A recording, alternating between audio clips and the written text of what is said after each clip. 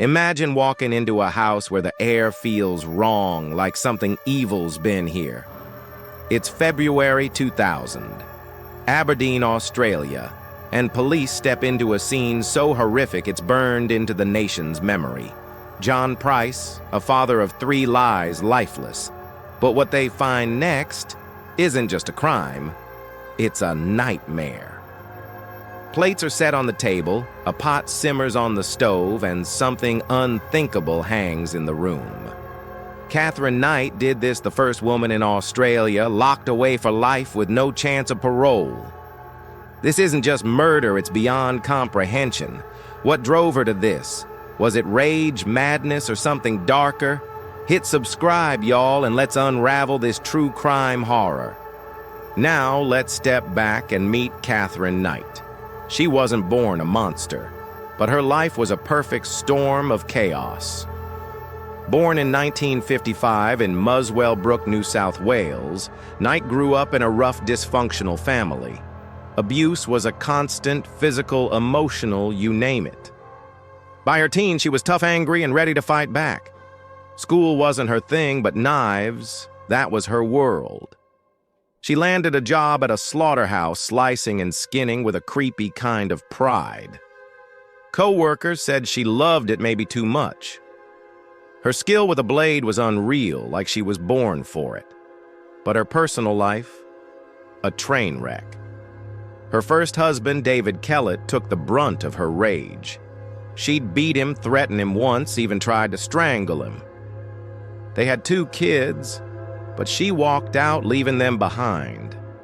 Next came David Saunders, who got it worse. Knight stabbed him, killed his puppy to prove a point.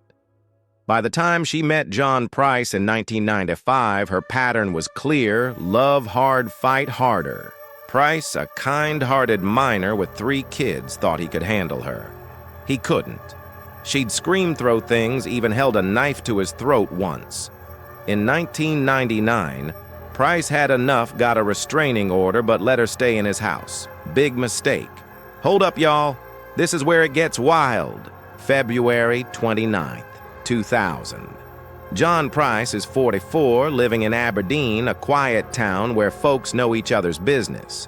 He's been with Knight for 5 years, but it's a roller coaster of hell. That day he tells friends he's scared Knight's been extra volatile, and he's done. He comes home from work and they argue bad. Neighbors hear shouting but shrug it off. It's not new. What happens next is straight out of a horror movie. Knight waits till Price is asleep, grabs her favorite butcher knife and goes to work. She stabs him 37 times, chest, back, head, with a precision that screams her slaughterhouse days. But she doesn't stop there. She drags his body to the living room, skins him like an animal, clean and professional, and hangs his skin on a meat hook in the doorway. Then she cuts off his head, tosses it in a pot with veggies, and lets it simmer. Plates are set on the table, labeled with the names of Price's kids, like she's serving them their own father. Y'all, this is next-level depravity. Was she planning to feed them? Thank God the kids never showed up. Knight's not done. She takes a handful of pills, trying to overdose, and passes out next to the body. Morning comes, and a neighbor worried Price didn't show for work calls the cops. When police walk in, they freeze. One officer later said it was the worst thing he'd ever seen. The smell, the sight. It's a slaughterhouse, not a home. Knight's alive, barely mumbling. She doesn't remember a thing. Wait, it gets crazier when they start piecing this together. Police swarm the house, their boots slipping on blood.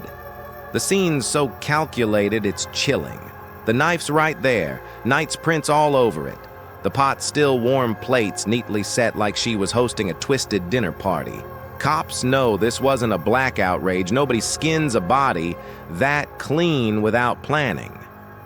They rush Knight to the hospital, where she survives her overdose and sticks to her story. I don't know what happened, but the evidence screams otherwise.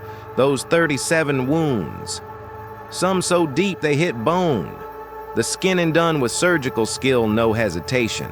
The head in the pot, cooked like a recipe she'd done before.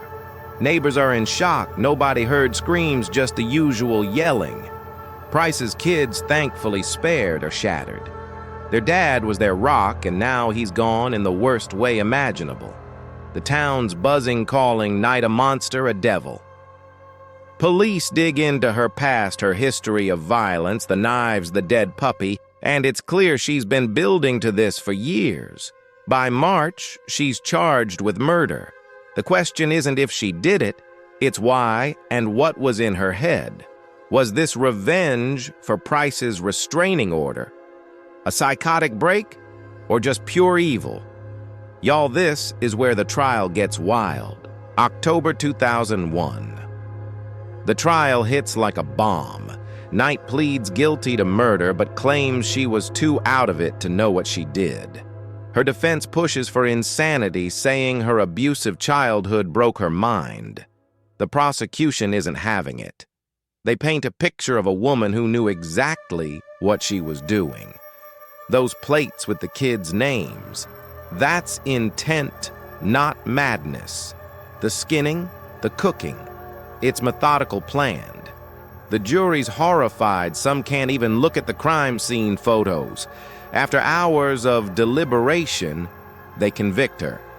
The judge hands down a sentence that makes history life without parole, the first time an Australian woman gets it. He calls her crime heinous beyond belief, says she's a danger forever. Knight doesn't flinch, just sits there blank. Price's family weeps, but they've got no closure.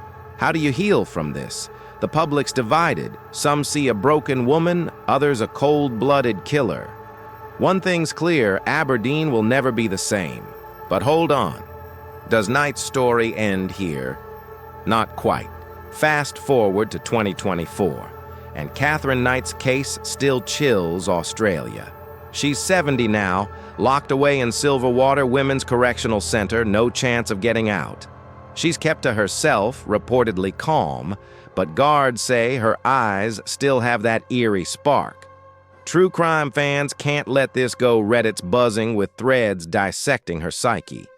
Was she pure evil, or did her brutal childhood snap something inside her documentaries in 2024 and 2025, like ones on Netflix and YouTube, dive deep, rehashing the crime scene and her past?